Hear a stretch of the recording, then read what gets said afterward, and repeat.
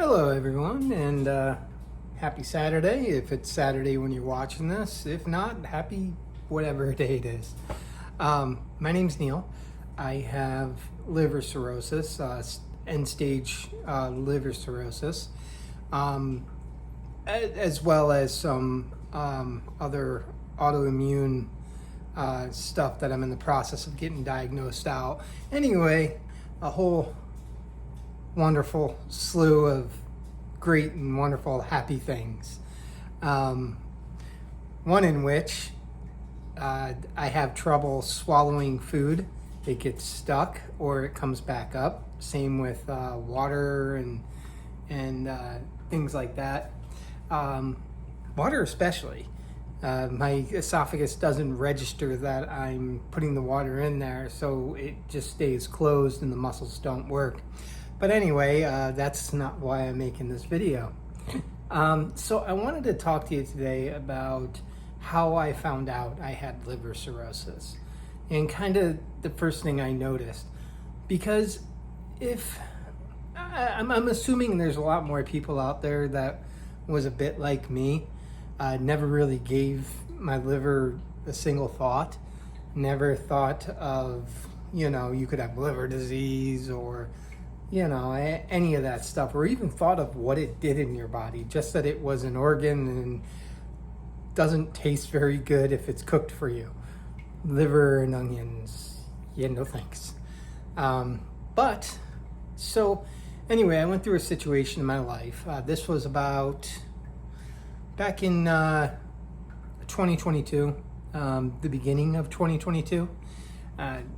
But anyway, I went through a situation and I wound up drinking for just about 2 years. There was even a couple periods where I didn't drink for 3 months straight. I went on I guess kind of a cleanse kind of thing, because I knew it wasn't good for me, obviously. And I was definitely drinking more than I should. It obviously, it's not the only contributor to the liver disease, but it sure didn't help. And it was like dousing a log in gasoline and tossing it on the fire and just making things 10 times worse. So what I noticed, I had already quit drinking at this point in time. I hadn't drank in about a month and a half, and I started noticing trouble breathing. Now, before that, there was a few other signs. Like I was getting swelling in the legs, fluid retention, things like that. And that even started just a couple months after I started drinking. I was getting that. And I didn't touch a drink for 13 years prior, not even a sip, not a glass of wine, not anything, not even a drop. The last time I had a drink before that, I was probably 25, and I'm 44 now, so it'd been quite a while. I drank a little bit from 21 to 25, and I didn't drink before I was 21 either. So, and I was more of a social drinker back then. I mean, in my young 20s, doing what you do.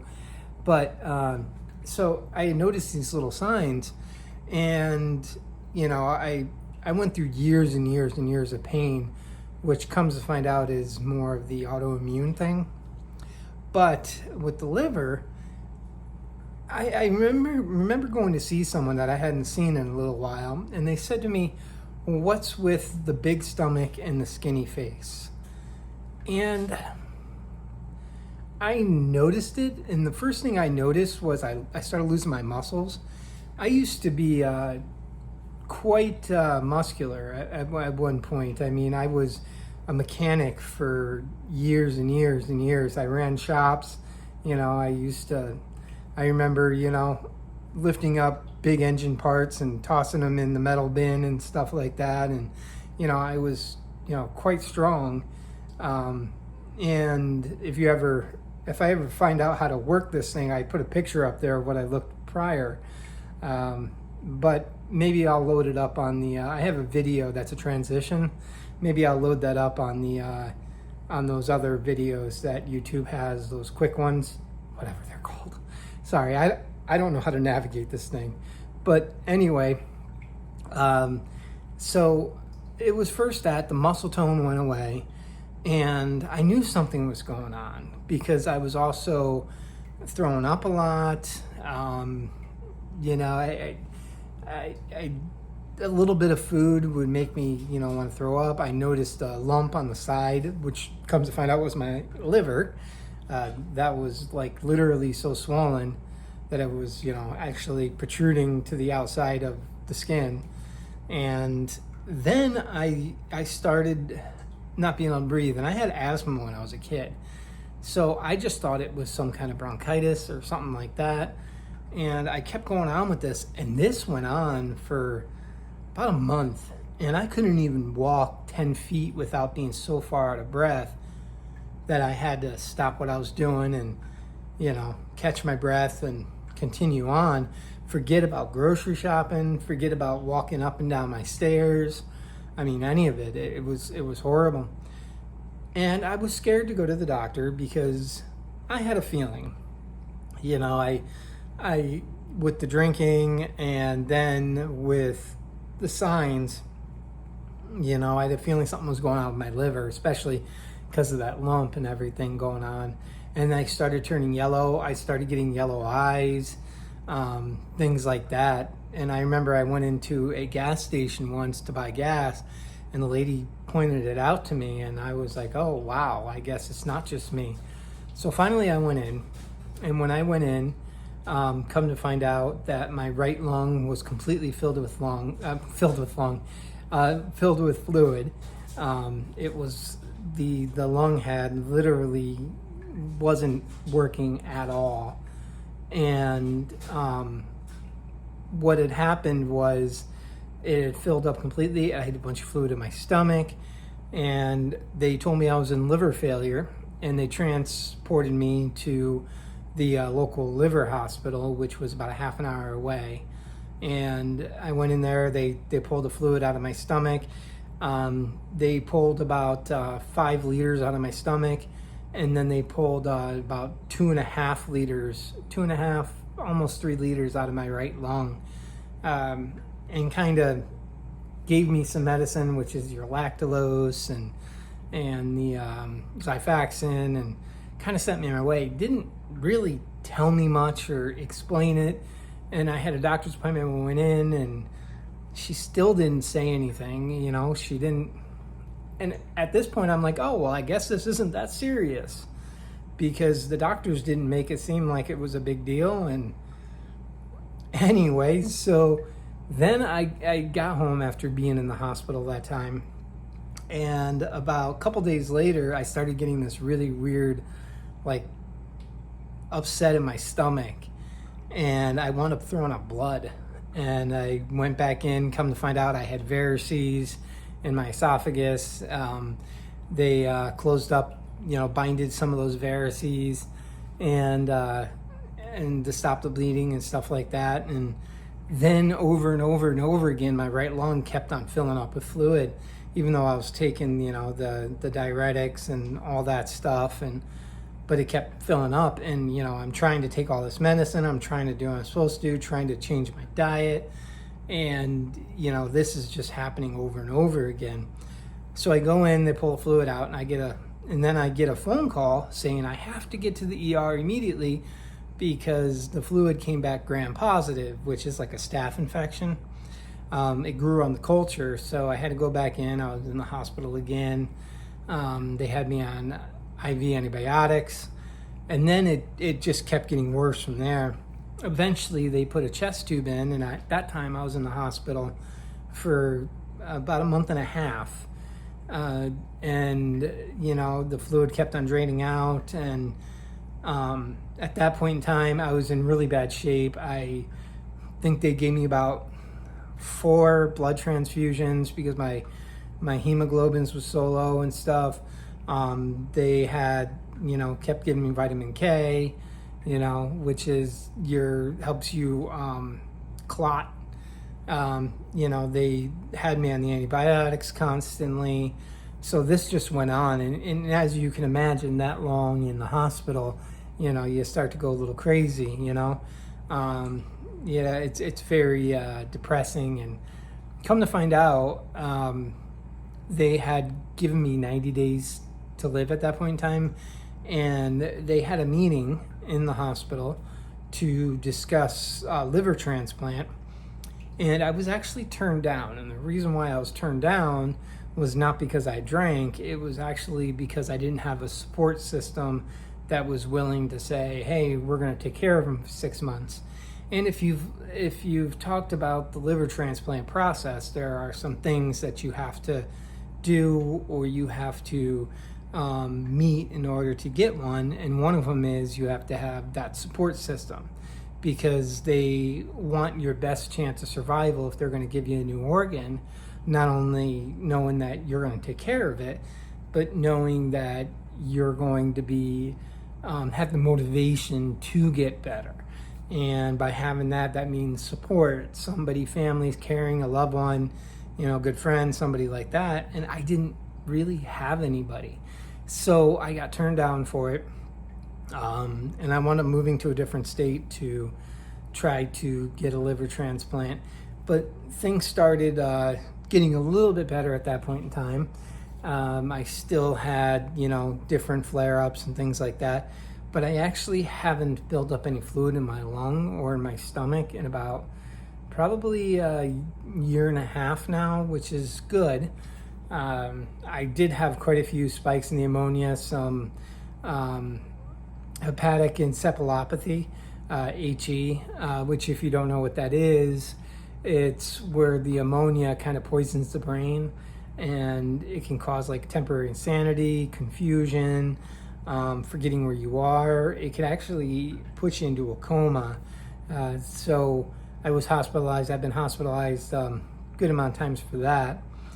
And so, but, in this whole process of going through this, and then, going to the ERs and things like that, because, you know your body best. You know when something doesn't seem right, when something's changed. And I'm normally not wrong about it when I feel like something's off. Like, I can kind of get a sense when, that ammonia is going to spike and I'm going to start having some issues with that. I can kind of feel it. And, doctors may say, oh, well, maybe that's not possible or whatever. But, you kind of have a sense of it when you're used to feeling a certain way, and then something changes, you kind of have an idea. And that's the thing. Don't ever give up, because you know your body better than anyone. When you're not feeling right, when something's off. Sometimes it's something simple as you're just sick and you just need to rest. Other times it could be, something where something is off and something could become a problem. And I think the whole thing about continuing to push on when you have a disease like liver cirrhosis is, one, staying positive. Finding something to give you purpose. Maybe you can't do the things you used to be able to do, but finding new things that bring you joy that you may enjoy doing. And I say that a lot on here because I find that so important, to continue staying active in some way, shape, or form. Maybe you can't go to the gym. Maybe you can't run a mile. Maybe you can't, do the things you used to be able to do. But, there's new things that you could find. For me, it's reptiles. I love my reptiles. I did a video recently where I kind of introduced them. They give me purpose. And for a while, I was rescuing them. And I actually had quite a few for a while that I had found that had been mistreated and that I wanted taken in, taken care of. And then I would find new, better homes for them. And I had gotten to the point where other issues started coming up, the swallowing issue, which is something different, unrelated to the liver. When I was back in the hospital again, and I had to make the decision to find new homes for most of them. So I just have a handful now, but I still have, you know, some, and I still have that purpose. And that means so much to me. I don't have anybody as far as, you know, support. I don't have family that's close. I don't have friends here locally. I don't really get to go out to be able to meet anybody too much. So, you know, plus it's kind of difficult if you have a chronic illness, whatever that illness may be. You know, it tends to get kind of weird because, you know, it's like you always feel like a burden. You feel like you're always needing something. And, you know, one, you feel bad for yourself. You know, you feel bad yourself that you're so needy and that you've always got problems going on. You've always got some issue or something like that. And, you know, you feel like you're just a burden. And then when you do get really sick, you know, some people can't handle seeing you that way, and they can't handle, which, you know, isn't necessarily a bad thing. I mean, everybody can handle things at different levels. It makes us all individuals. It's, you know, it's who we are. Some people are equipped to be able to deal with no matter the situation, even if it's hard. Some people, you know, have so much going on in their life that, or, you know, that they're not able to watch you go through that. And that is a tough thing. I would say for both parties involved there. So it is kind of a difficult thing. So making friends can be a little difficult. I do have a couple friends online that I talk to, and I cherish those people, and I'm super glad to have them.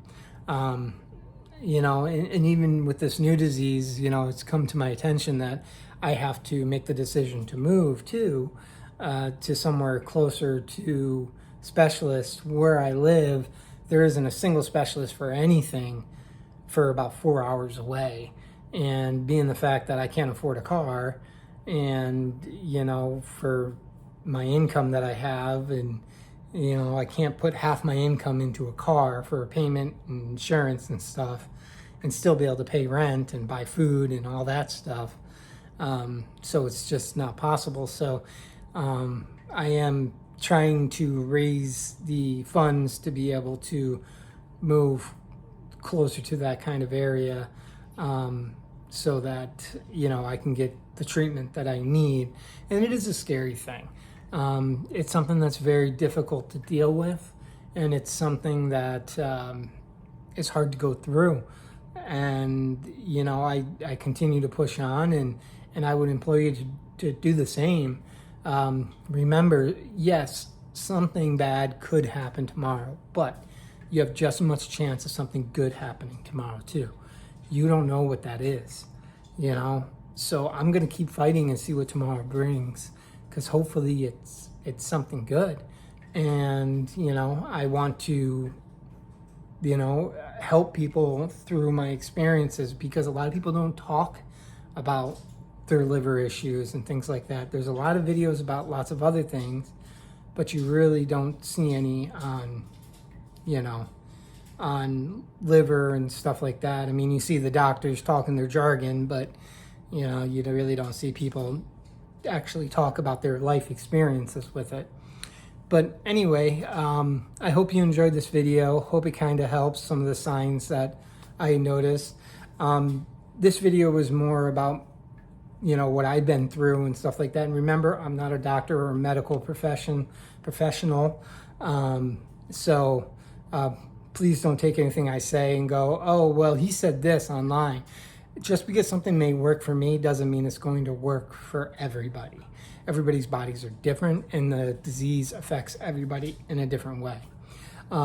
If you wanted to help me with trying to save the funds to be able to move, there is a GoFundMe that will be linked in the video's description. Again, you don't have to. If you want to help, that'd be wonderful. I do thank you in advance, and I hope everybody has a blessed and wonderful day. Take care.